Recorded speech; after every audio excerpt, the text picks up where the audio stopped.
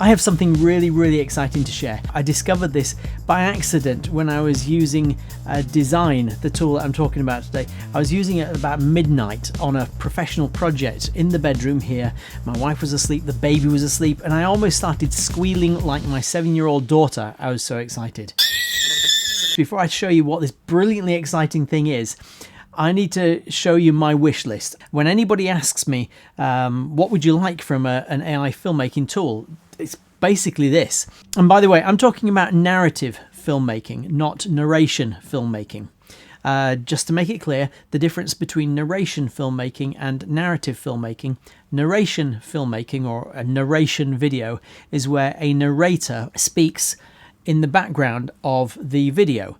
So it might be the sound of somebody narrating a documentary, or it might be somebody telling a story whilst pictures are showing up. A narrative is a story, and film and TV shows are narratives. As a narrative filmmaker, I'm on this quest to turn a screenplay that took me more than 10 years to write into a watchable movie using emerging AI tools. And it's incredibly hard. This wish list, okay, you notice that number 1 and number 2, I've put on there as a bit of a gag. They're a red herring. Everybody else talks about resolution of the images and camera movement as being things that a director would do, and this makes AI cinematic. Not to me. Resolution, as long as the resolution matches shot to shot to shot, I'd rather a low resolution image where I can control everything than a high resolution image where there's no control and no continuity shot to shot to shot. And that's the secret, that's the key, to be able to get continuity shot to shot to shot. Continuity of all these things, gaze, and be able to control where somebody's looking. And expression, the expression on their face. Emotion, all movements matching the emotion. Movement, action, pose, costume, prop, vehicles, animals, creatures, droids, location, characters, hair, makeup, lighting, colors, VFX, prompts, and prompting for risk and danger. Come on, man. Have you ever tried actually telling stories using AI tools? They try and sanitize any shred of risk from the prompting. You can't tell stories. That's a different thing. Anyway, this is my list, okay? And really, number 1 and number 2 for me are gaze control and expression control. The reason they're so important, and it's so hard to do, Midjourney, man, here's a picture that I generated months ago. And I was trying so hard to get the girl to look at the man. You can see from the prompt, I really tried to reiterate it. Strong eye contact. Look at the guy. I struggled. It was hit and miss. And Midjourney isn't great with eye control. The reason you need gaze control or eye control is because where a character is looking in a story tells you everything about what they want or what they don't want, what they're afraid of. It shows you what their desires are, what their hopes, their dreams, their aspirations, the thing that they're working towards. The thing that is most important to them in any given moment is revealed through what they are looking at. Here's a good example. My little boy. Is he more interested in me or in my drink? He hasn't said a word, and we all know exactly what he's interested in. If you can't control a character's gaze, you cannot tell a story. It's as simple as that. So I was beyond excited. I mean, literally almost woke the family up. I had to muffle my squeals when I discovered that Dzine has introduced a new tool for gaze control and expression control. And I'm going to show you it now. It's brilliant. It's not perfect, but it is phenomenal. Given that it's the first version of this, I was like, this is fantastic. It's making Dzine even more of an important tool for me. Watch this. Let's go back to that shot that I tried to get the girl to look at the guy and I couldn't. And by the way, nobody's paying me to make this video, although I do have an affiliate link to Dzine down below. So, if you're interested, click on that link. And so when you first come into Dzine, here's the homepage, and we'll go create a new project. In fact, here's one that I already started. By the way, well done to Dzine. They have got, this may seem dumb, but a folder management system is fundamentally important if you're serious about large-scale projects because you're generating a lot of content and you need to keep track of it. So Dzine have done well. It's just a folder structure within folders, so you can have folders within folders and keep track of it. Dumb little thing, but you'd be astonished how few of the AI tools have great folder structures for keeping track of all the content. They're all trying to get you to pay up and sign up for the big all singing, all dancing version where you can have unlimited generations. But do you know what happens when you generate an unlimited amount of content? You lose track of it really quickly. So when you create a new project, you're first presented with this screen. And Dzine works in a similar way to Photoshop in that it is a layers-based tool, in that you build up an image element by element, component by component, as in with layers like you would in Photoshop. The guys who created Dzine came from Adobe, so they brought all of that with them to this.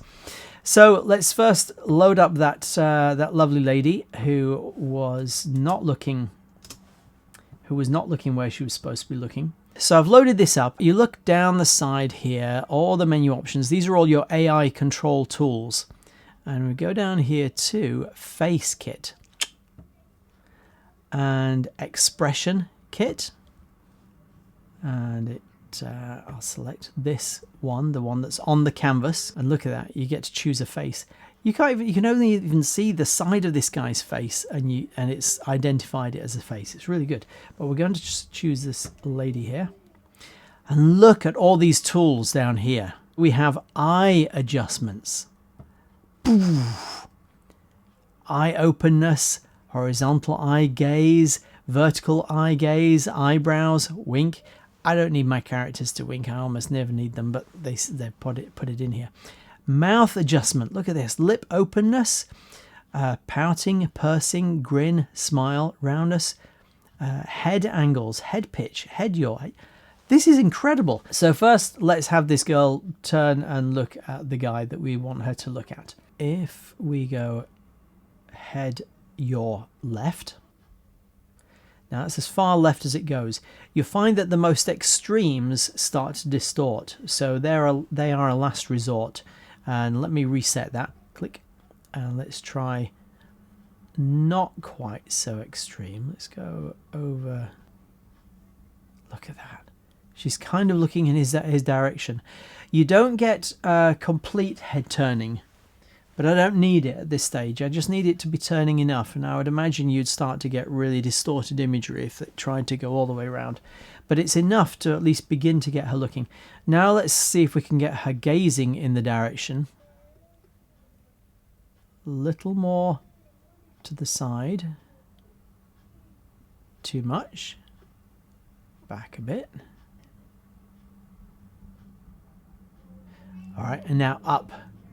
She needs to be looking up a bit. She's looking at his mouth. She needs to look at his eyes. Oh, look at that. She's looking at the guy. She's looking at the guy. She's looking at the guy. That's what I wanted Midjourney to give me. It's just incredible. Just incredible. You see, I can now take that image and feed it into Kling. And by the way, if that's all I wanted to do from there, I would just go down here, place on canvas. And you'll see over here, by the way, on the right, you get to see the layers. So if I show you the layers, layer 2, layer 1, I can turn that, I show and hide it. You'll see this was before, after, before, after. Okay, I've lost a little bit of the resolution. I could not care less about that. I don't care. If I go to now export it or to save as image, I've got the option, if I want to now start upscaling it. I actually don't want to, because I don't like the way that these images start to look even more artificial, even more plastic. You'll find that real filmmakers with modern cameras, they're so sharp that modern filmmakers are now starting to put vintage lenses on modern cameras to try and get back to that kind of cinematic filmic film type look. And if they don't have those kind of vintage lenses, they will put filters that actually slightly soften the image. And I find it really uncomfortable watching TV where it's artificially upscaled and somehow everything is a bit too sharp. It feels almost like I'm actually watching them on set rather than a finished dream world. I lose the dreamlike quality. Anyway, that's me personally. So I'm going to download that.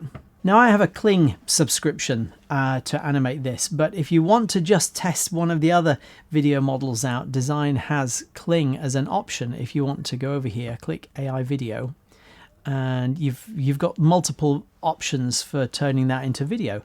So everything from their standard model, Minimax, Luma, Runway. I'll go with Kling, and I will just type in here.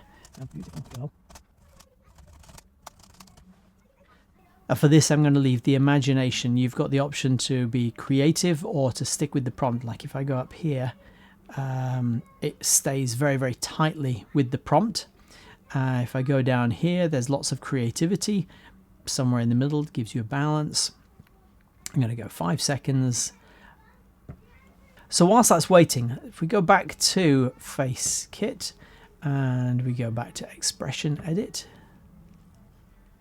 we'll pick an image that's on the canvas, and there are 2 layers now on the canvas, the original one and the one that we've just been editing. So we'll click her again. Let's see what happens when we play around with some of the controls. So eye openness, little too much. Great for cartoons though. Let's bring it down a bit. In fact, let's reset it. Too much.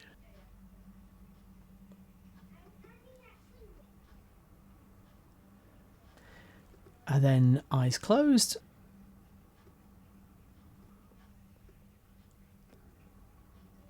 A bit more sleepy. But at one extreme, you've got eyes closed all the way.